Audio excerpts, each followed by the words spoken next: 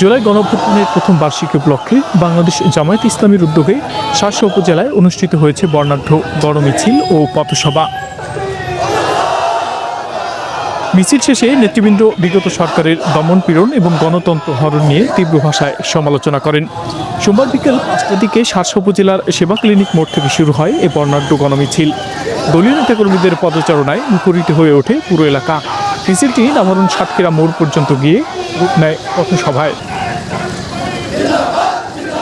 গণমিছিলে নেতৃত্ব দেন বাংলাদেশ জামায়াতে ইসলামী শার্শা উপজেলার আমির অধ্যাপক ফারুক হাসান। প্রধান অতিথির বক্তব্যে ফারুক হাসান বলেন, বাংলাদেশ জামায়াতে ইসলামী নেতৃবৃন্দকে নির্বিচারে হত্যা করেছে বিগত সরকার। অতীত সরকার তাদের ক্ষমতা হারাবার আগে আমাদের নিষিদ্ধ করার অপচেষ্টা করেছিল, অথচ আজ ইতিহাস প্রমাণ করেছে জামায়াতকে নিষিদ্ধ করতে গিয়ে তারাই নিষিদ্ধ হয়ে পড়েছে। তিনি আরও বলেন, জুলাই গণঅভ্যুত্থান এই দেশের জনগণের রক্তের ফসল। এই ইতিহাসকে সংবিধানে সংযুক্ত করতে হবে। যে জুলুম করেছে বিগত সরকার, শুধু শাসন করেনি, আমাদের গণতান্ত্রিক অধিকার হরণ করে প্রাণপ্রিয় নেতৃবৃন্দকে ফাঁসি দিয়েছে। বাংলাদেশে এই পতিত শহীদ শেখ হাসিনা তার নির্বাহী পরিষদে বাংলাদেশ জামাত ইসলামী এবং ইসলামী ছাত্র শিবিরকে নিষিদ্ধ ঘোষণা করেছিল।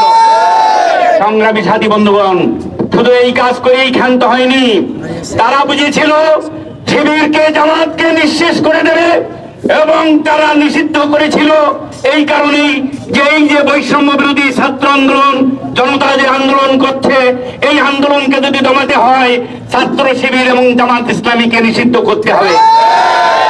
সাথী বন্ধুগণ, সেই নিষিদ্ধে কোনো কাজ হয়নি। বুঝেছিল স্বৈরাচার, কিন্তু দৌড় মেরেছে, পালাইয়েছে সেই স্বৈরাচার। বিশেষ অতিথির বক্তব্যে জামায়াত ইসলামীর শার্শা উপজেলা সেক্রেটারি মোহাম্মদ জাহাঙ্গীর আলম বর্তমান রাজনৈতিক প্রেক্ষাপট নিয়ে বলেন, গণতন্ত্র প্রতিষ্ঠায় ২০২৪ সালের গণ অভ্যুত্থান ছিল যুগান্তকারী। ২০২৪-এর গণ অভ্যুত্থান যেন কোনোভাবেই ব্যর্থ না হয়, সেদিকে আমাদের সজাগ দৃষ্টি রাখতে হবে। আগামীতেও যেন ভোটারদের উপর ভয়ভীতি প্রদর্শন করে কেউ নির্বাচন প্রক্রিয়া বানচালের চেষ্টা না করতে পারে, সেজন্য কঠোর অবস্থান নিতে হবে। আগামী নির্বাচন পর্যন্ত জামাতের সকল নেতা কর্মীকে পাড়ায় পাড়ায়, মহল্লায় মহল্লায় চোখে দিয়ে নির্বাচন যাতে কোনো বানচাল না করতে পারে, ষড়যন্ত্র না করতে পারে, মিথ্যা ভয়ভীতি দেখায় নির্বাচনকে যাতে প্রতিহত না করতে পারে, এই সজাগ থাকতে হবে, সচেতন থাকতে হবে, প্রতিহত করার শক্তি অর্জন করতে হবে। পথসভায় উপজেলার বিভিন্ন ইউনিটের নেতাকর্মীদের সরব উপস্থিতি ছিল লক্ষ্য করার মতো। তরুণদের অংশগ্রহণ ছিল উজ্জীবিত ও প্রাণবন্ত। বক্তারা নতুন প্রজন্মকে জুলাই চেতনাকে ধারণ করে রাজনৈতিকভাবে সচেতন ও সংগঠিত হওয়ার আহ্বান জানান।